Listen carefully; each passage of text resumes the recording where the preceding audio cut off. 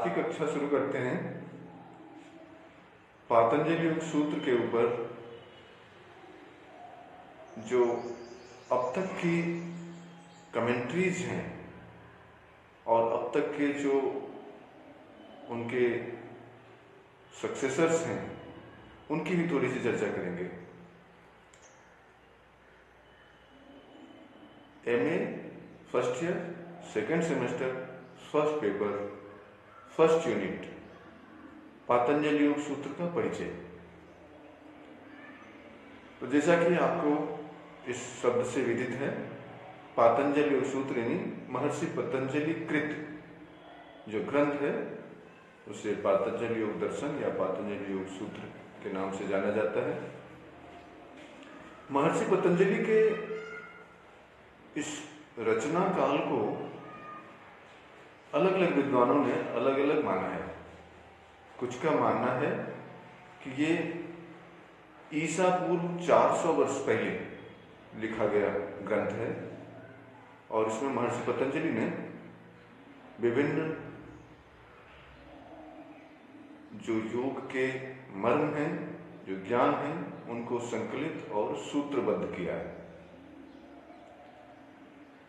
महर्षि पतंजलि के इस अब तक के जो विभिन्न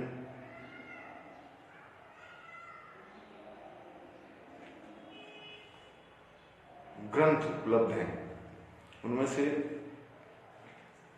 कई ऐसे हैं, ऐसा कहा जाता है कि ये लगभग 200 साल विलुप्त रहे थे और फिर 19वीं और 20वीं सदी में ये वापस संकलित किए गए। इस दौरान इनमें कुछ सूत्रों के असंतुलित हो जाने के भी और इसमें से कुछ सूत्रों के खो जाने के भी चांस हैं। एनीवे, महर्षि पतंजलि के बारे में कुछ ज्ञान आप लोगों को होना चाहिए। ऐसी जो सामान्य जानकारी जो अक्सर हम लोगों के बीच में आती है, विद्वानों द्वारा कही जाती है कि महर्षि पतंजलि ही वो व्यक्ति थे जिन्होंने 3 ग्रंथों की रचना की, जिसमें से एक महर्षि पाणिनि कृत है जो संस्कृत व्याकरण है, महर्षि सुश्रुत का यानी स्वास्थ्य से संबंधित, शिक्षा से संबंधित और योग ज्ञान से संबंधित 3 स्ट्रीम को एक ही व्यक्ति ने लिखा था, सूत्रबद्ध किया था। लेकिन हमें इन असमंजस में नहीं पड़ना।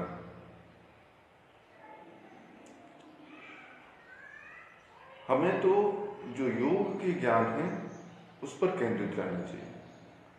तो महर्षि पतंजलि के इस योग दर्शन में जो कि 400 ईसा पूर्व वर्णित ग्रंथ है, उसमें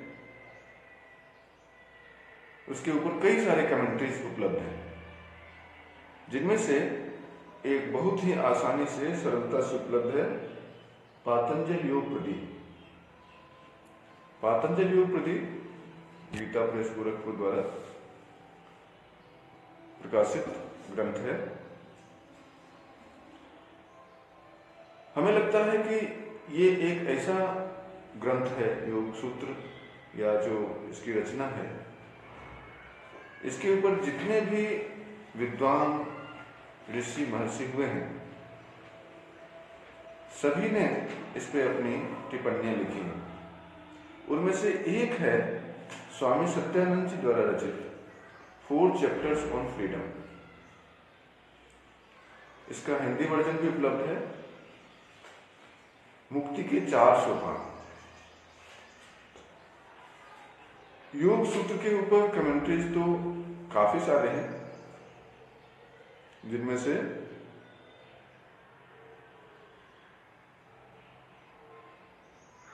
व्यास भाष्य सबसे महत्वपूर्ण माना जाता है। महर्षि व्यास की उसके ऊपर कमेंट्रीज हैं और वो थोड़ा ज्ञान का क्लिष्ट स्वरूप है, उसे समझना थोड़ा कठिन होता है। आज के दिनों में भी योग सूत्र के ऊपर कई सारे कमेंट्रीज हैं। समसामयिक ऋषियों में से स्वामी वेद भारती द्वारा जो लिखी गई पतंजलि सूत्र की कमेंट्री है, वो आप लोगों को देखना चाहिए। स्वामी अनंत भारती जी ने भी अपनी कमेंट्रीज योग सूत्र पर दी है। और यदि आप सबसे व्यवहारिक और सबसे सरल किसी व्याख्याकार को सुनना चाहते हैं तो श्री श्री यूनिवर्सिटी के डॉक्टर B.R. शर्मा जी, कभी आप उन्हें सुनिए। हालांकि कमेंट्रीज काफी सारे हैं, लेकिन जो एक व्यवहारिक स्वरूप है वो स्वामी सत्यानंद जी का 4 चैप्टर्स ऑन फ्रीडम या मुक्ति के 4 सोपान। एनीवे, अब यदि पतंजलि योग सूत्र के परिचय के बारे में आपसे चर्चा करनी हो तो आप सबको पता है यह 4 पादों में बटा हुआ समाधिपाद, साधनपाद, विभूतिपाद और कैवल्यपाद, इन चारों ही पादों में योग के विभिन्न गूढ़ रहस्यों की सूत्रबद्ध चर्चा है। सबसे महत्वपूर्ण यह है कि इसे योग सूत्र क्यों कहते हैं। सूत्र से जो इंग्लिश लिटरल ट्रांसलेशन है वो है थ्रेड, धागा। बहुत सारे जब धागे मिलते हैं तो एक रस्सी का निर्माण होता है। एक एक सूत्र, एक एक कड़ी मिलकर के योग दर्शन बना है। और ये सूत्रबद्ध इसलिए किए गए ताकि इन्हें स्मरण रखना जो पहले की विद्या थी, श्रुति और स्मृति के माध्यम से आगे बढ़ाई जाती थी। श्रुति और स्मृति के माध्यम से ज्ञान को आगे बढ़ाने के लिए सूत्रों की रचना हुई थी और इसमें से पतंजलि योग सूत्र भी एक है। तो इसे सूत्रबद्ध इसलिए किया गया था ताकि इसे आसानी से स्मरण रखा जा सके और आगे अपने शिष्यों तक इसे आसानी से पहुंचाया जा सके। तो जैसा कि योग सूत्र के बारे में आपको पता है 4 भाग हैं और उनमें से हाँ ठीक है मुकेश द्विवेदी, देख लिया मैंने, धन्यवाद धन्यवाद, आप आ गए हैं और आपकी उपस्थिति यहाँ दर्ज हो गई है। काफी सारे पुराने स्टूडेंट्स भी हमारे यहाँ एक्टिव दिख रहे हैं। स्वागत है और अच्छा लग रहा है आप लोगों को यहाँ देख करके। धन्यवाद धन्यवाद। नई फ्रेंड रिक्वेस्ट अभी मत भेजिए, अभी तो आप हमारे इस लाइव क्लास को अटेंड करिए। हमें इस वक्त जो फोकस हम हो रखे हैं वो फर्स्ट ईयर के फर्स्ट पेपर को लेकर के, तो कोशिश ये रहेगी कि इसके सिलेबस को ही कंसंट्रेट करेंगे और योग सूत्र का परिचय हम लोग चर्चा करेंगे। तो पतंजलि योग सूत्र जिसे मैंने बताया कि सूत्र इसलिए कि इसमें छंदबद्ध क्रमबद्ध तरीके से योग के ज्ञान की चर्चा है और इसमें 4 पादों में योग के सभी सोपानों तक पहुंचने की प्रक्रिया बताई गई है। तो कुल मिलाकर 195 सूत्रों का ये पातंजलि योग सूत्र, जिसमें से पहला पाद है समाधि पाद और इसमें 51 सूत्र हैं। इन 51 सूत्रों में आपको विस्तार से हम इस पर चर्चा करेंगे। इनमें जिन विषयों पर विशेष बल दिया गया है वो है योग की परिभाषा, विभिन्न प्रकार की चित्त की वृत्तियां, चित्त वृत्तियों के निरोध के उपाय, जिसमें से खास करके अभ्यास और वैराग्य। इसके अलावा पहले सोपान में यानी कि समाधिपाद में समाधि का विषय, ईश्वर प्रणिधान, चित्त विक्षेप और उनके नाश के उपाय,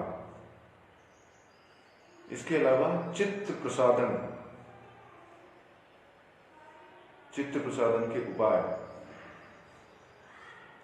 सबीज और निर्बीज समाधि, ये विषय मुख्य रूप से पहले पाद यानी कि समाधि पाद में विस्तार से वर्णित किया गया है। दूसरा पाद जो साधन पाद है, इसमें 55 सूत्र हैं और इनमें क्रिया योग का स्वरूप, पंच क्लेश, क्लेशों के नाश के उपाय, दृश्य एवं दृष्टा का स्वरूप, उसके बीज संयोग का स्वरूप, उनके नाश के उपाय,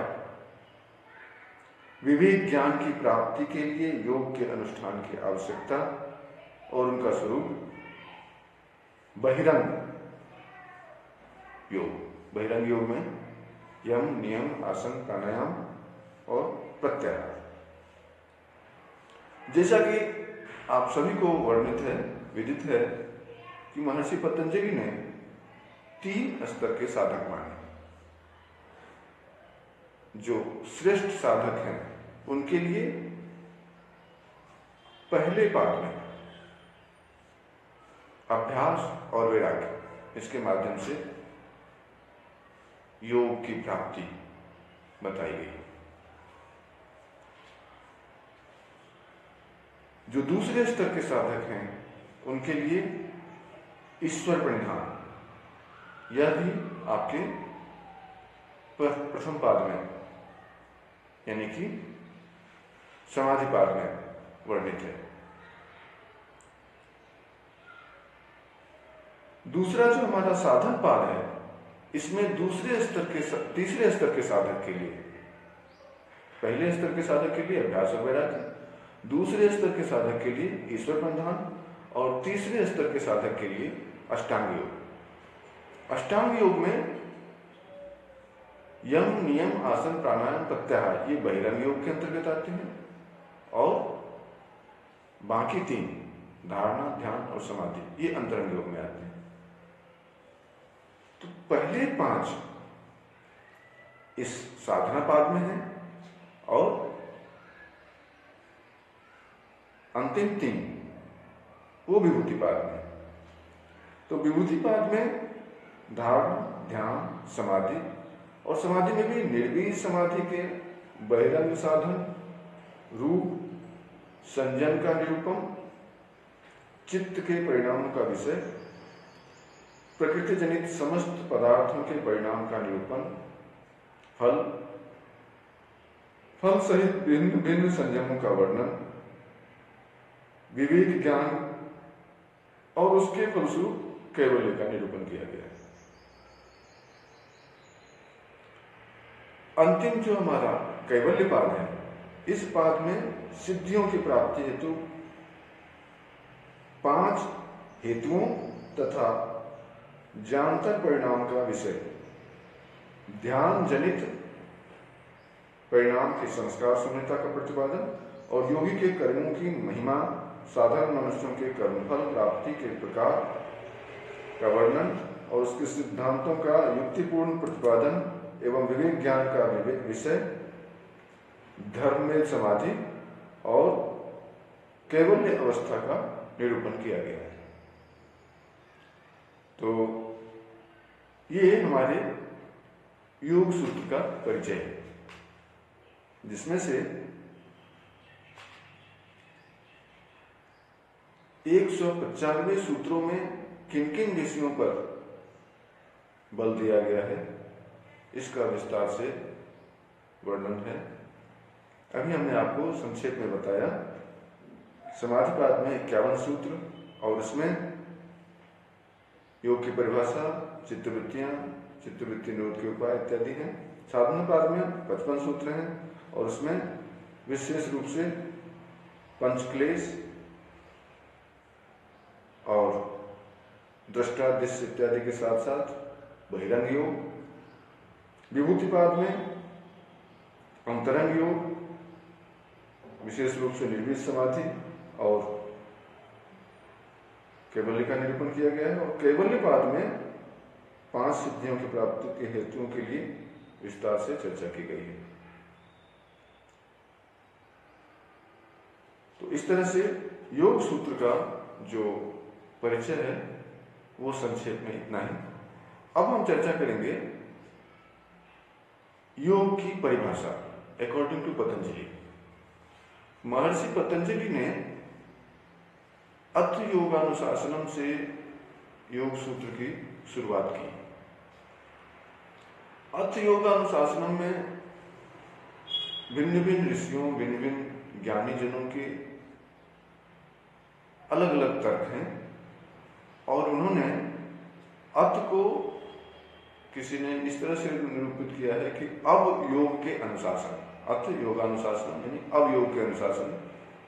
कुछ विद्वानों का मत है कि अथ योगानुशासन का मतलब ये योग के अनुशासन। अब हम इनके गहराई में जाना उचित नहीं समझते क्योंकि ये लंबे चर्चा का विषय बन जाएगा। अथ योगानुशासनम से जो अर्थ है या कहिए कि जो इसका मन है वो ये कि अब हम योग सूत्र की शुरुआत करने जा रहे हैं, लेकिन शुरुआत को अनुशासन से क्यों जोड़ा गया, यह निश्चित रूप से एक चर्चा का विषय है, प्रश्न का विषय है।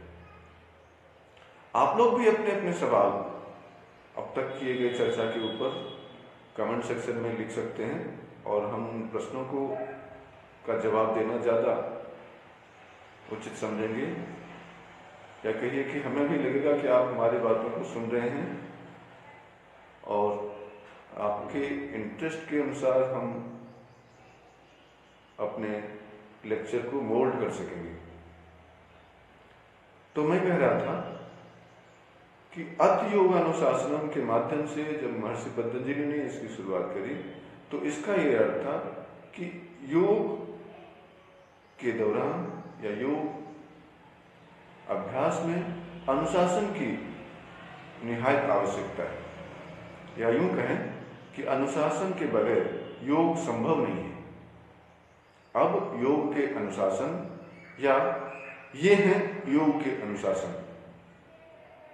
अनुशासन के बाद जो उन्होंने अथ योगानुशासन के बाद जो योग सूत्र के दूसरे सूत्र में उन्होंने योग की परिभाषा करी है वो है योगश्चित्त वृत्ति निरोधः। हालांकि कई सारे विद्वानों ने, अब तो आप सभी लोग एक्टिव हैं सोशल मीडिया पर भी, तो आपको पता है कि आप सीडीज भी उपलब्ध हैं, कई सारे कमेंट्रीज जो है वो यूट्यूब पर भी उपलब्ध हैं। तो इस पूरे योग सूत्र को कई लोगों ने गायन के साथ, संगीत के साथ मिक्स करके और उसे बहुत ही अच्छा स्वरूप दिया है। तो अथ योगानुशासनम हो या योगस चित्तवृत्ति निरोधा हो, इसे भी गाया जा सकता है। और गाने से दो लाभ हैं। एक तो योग के प्रति आपकी रुचि बढ़ती है, संगीत के माध्यम से किसी भी चीज को सुनना, याद रखना आसान हो जाता है। हरिओम राजीव रंजन जी, मैं अपने फर्स्ट ईयर के स्टूडेंट्स की क्लास ले रहा हूँ, आपका स्मरण है, धन्यवाद आपका। हम लोग कभी और चर्चा करेंगे।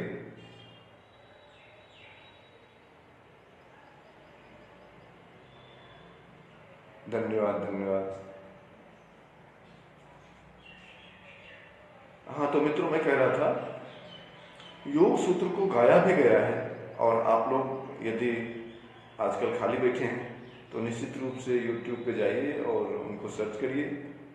किस तरह से योग सूत्र को गा करके भी सुना जा सकता है, समझा जा सकता है, तो उस पर भी आपकी एक दृष्टि चली जाए। योगस चित्तवृत्ति के माध्यम से जो महर्षि पतंजलि ने योग सूत्र की परिभाषा, योग दर्शन की परिभाषा, योग की परिभाषा की है, उस पर मैं फोकस करना चाह रहा था कि चित्त वृत्तियों के निरोध का माध्यम योग है। योग के माध्यम से चित्त वृत्तियों का निरोध संभव है। अब इस पे दोनों ही बातें हो सकती हैं।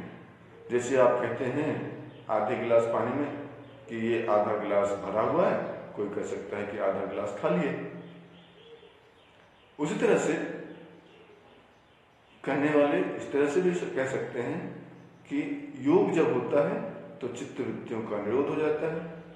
कुछ लोगों का कहना यह है कि चित्त वृत्तियों के निरोध के बाद योग हो जाता है। बात एक ही है, पर्सपेक्टिव अलग अलग है। योगस चित्त वृत्ति निरोधा से तीन चीजें स्पष्ट हैं: योग, चित्त और वृत्तियां। योग क्या है? चित्त वृत्तियों के उल्टा है। जैसे आप सामान्य सी भाषा में समझना चाहें तो एक है स्ट्रेस और दूसरा है एंटी स्ट्रेस। तो जो चित्तवृत्तियां हैं वो आपको स्ट्रेस की तरफ ले जाती हैं, और जब उससे निरोध हो जाता है, जब उससे आप विमुख हो जाते हैं, तो वो आपको एंटी स्ट्रेस की ओर ले जाता है। तो योग क्या है? अब आप इसे इस तरह से परिभाषित मत कर लीजिए कि एंटी स्ट्रेस मैकेनिज्म इज योग। ये एक उदाहरण के लिए मैं बताया। योगस चित्तवृत्ति निरोधा से मतलब है चित्त में, चित्त है तो वृत्तियां भी होंगी।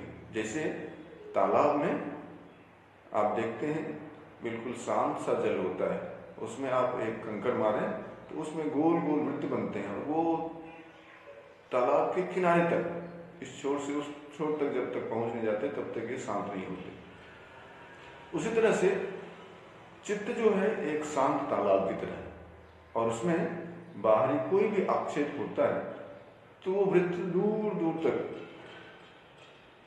आपके चित्त को लेकर जाता है। राहुल सैनी जी, आपका सवाल है, सर चित्त की वृत्तियां कितने रूपों में कार्य करती हैं?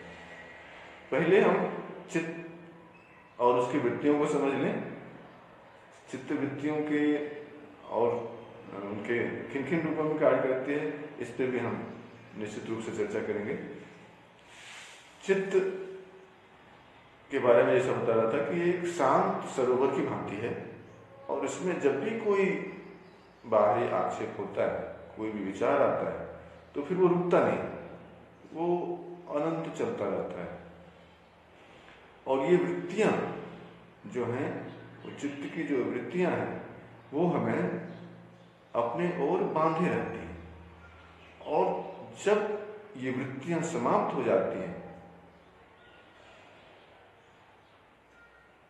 तो योग उत्पन्न होता है। चौधरी अनुज कलाकांडे जी कह रहे हैं, अथ का मतलब अधिकार भी हो सकता है। हाँ, बिल्कुल हो सकता है। अब दरअसल बात यह है कि ऐसे सब सवालों में उलझेंगे तो दिक्कत हो जाएगी। देखिए, अब ये निश्चित रूप से यहाँ पे एक और प्रश्न उठ जाएगा कि फिर इसका अधिकारी कौन कौन है। अर्थ का मतलब अधिकार भी हो सकता है, बिल्कुल हो सकता है, लेकिन यदि हमने यहाँ इसको इस रूप में निरूपित किया तो उसके जवाब ढूंढने में बहुत समय लग जाएंगे, और फिर ये होगा कि भाई फिर कौन कौन अधिकारी है, पहले ये बताओ। अत का मतलब अब बिल्कुल लिटरल मीनिंग से लेकर चलिए तो ज्यादा अच्छा है। Sir, what's the exact means of चित्त? हाँ, ये बहुत अच्छा सवाल है मनीष कांगड़ा जी का।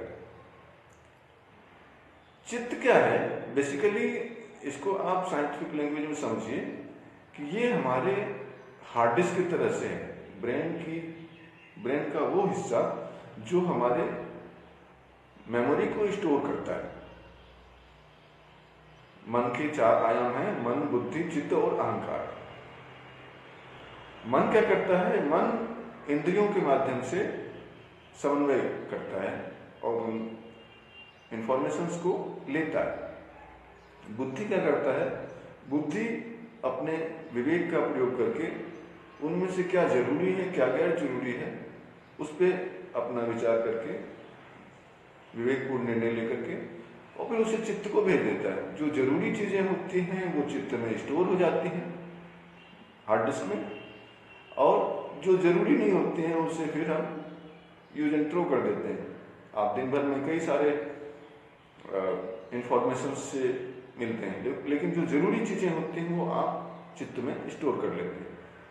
लेकिन यही चित्त जो है, जैसे ढेर सारे बर्तन एक जगह जमा करते हैं तो उनमें आपस में टकराहट के बाद एक तरंग बनेगी और एक से दूसरा, दूसरे से तीसरा, तीसरे से चौथा, उसी में घूमता रहेगा।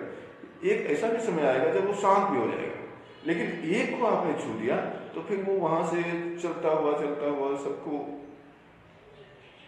स्पंदित करता हुआ, स्वर करता हुआ, वो रुकेगा नहीं। उसी तरह से चित्त बेसिकली क्या है?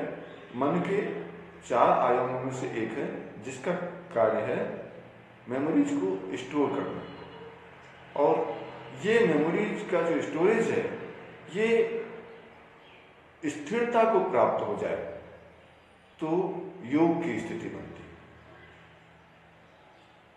और ये स्थिरता निरंतरता में परिवर्तित हो जाए। आगे योग सूत्र में है, सत्तु दीर्घकाल निरंतर सत्कार से तो दृढ़ में। अभी हम पहले योग की परिभाषा पर कंसंट्रेट कर रहे हैं। तो आपने अर्थ पर चर्चा करी। अर्थ के 2 आयाम हो सकते हैं, 3 आयाम हो सकते हैं। अर्थ का मतलब अब, अर्थ का मतलब ये, अर्थ का मतलब अधिकार। हाँ, लेकिन अर्थ को अब इसी शब्द तक सीमित करें। अब योग के अनुशासन, ये योग के अनुशासन, अब योगानुशासन हो गया। अब योगा चित्त वृत्ति निरोधन। योग क्या है? चित्त के वृत्तियों का निरोधन। चित्त के बारे में चर्चा हो गई, चित्त क्या है और उसमें वृत्तियां कैसी होती हैं। चित्त में वृत्तियां अपने ही, आप जब सो के उठते हैं तो उस समय आपके मन में कोई विचार नहीं आ रहा होता, लेकिन एक बार जब विचार आ गए तो फिर वो सारे उससे संबंधित जितने भी मेमोरीज हैं, जितने भी उससे या उससे नहीं भी संबंध रखते हो, तब भी वो आपस में जुड़ते हुए और एक दूसरे से अकाट्य होते हुए रुकते नहीं, लगातार वो घेरा बनाते रहते हैं, और वो इतना लंबा चला जाता है कि आप फिर वापस लौटना चाहें कि पहले हमने कहां से विचार शुरू किया था, तो कभी कभी समझना मुश्किल हो जाता है। ये है चित्त की वृत्तियां। चित्त की वृत्तियां विभिन्न रूपों में कार्य करती हैं। ये जैसा कि कहा गया है, मनेव मनुष्यानाम कारण बंधन मोक्षेव। तो मन का एक वो भी पहलू है कि जब आप चाहें तो इसी के माध्यम से आप अपने मन को शांत भी कर सकते हैं, चित्त के वृत्तियों को समेट भी सकते हैं, और यदि आप उसे ढीला छोड़ दें तो वो आपको भटकाता हुआ चला जाएगा। इसको नियंत्रित करना ही योग है। योगस चित्तवृत्ति निरोधन, चित्त की वृत्तियों का निरोध ही योग है। योग के वैसे तो कई सारी परिभाषाएं हैं। भगवान कृष्ण ने गीता में कहा है, योगस्थः कुरु कर्माणि संगम त्यक्त्वा धनंजय सिद्ध सिद्धो समभूत्वा समत्वम योग उच्यते। या इवन दूसरी जो परिभाषा है योग कर्म सुकौशलम, इन परिभाषाओं से परे महर्षि पतंजलि ने जो परिभाषा दी है वो बहुत ही सटीक स्वस्थ परिभाषा है। आप फिर इस पर यह सवाल मत कर दीजिए कि सर वो उनकी परिभाषा स्वस्थ नहीं है क्या। मैं वो नहीं कह रहा हूँ वो स्वस्थ नहीं है, निश्चित रूप से वो भी भगवान कृष्ण की दी हुई परिभाषा है, तो वो अपने परिप्रेक्ष्य में श्रेष्ठ है। और यहाँ इस परिप्रेक्ष्य में जबकि हम पूरे योग दर्शन को समझना चाह रहे हैं, तो ऐसे में अपने मन की, अपने चित्त की चंचलताओं को रोक लेना और उस पर नियंत्रण कर लेना, ये योग का उद्देश्य है और इसी माध्यम से योग तक पहुंचा जा सकता है। योगस चित्तवृत्ति निरोध के बाद चित्तवृत्तियां, चित्तवृत्ति निरोध के उपाय, जैसा कि आपके सिलेबस में है।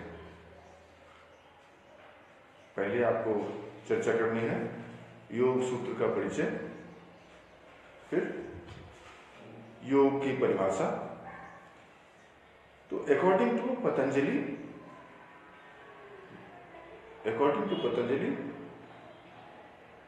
The definition of yoga is योगस चित्तवृत्ति निरोध।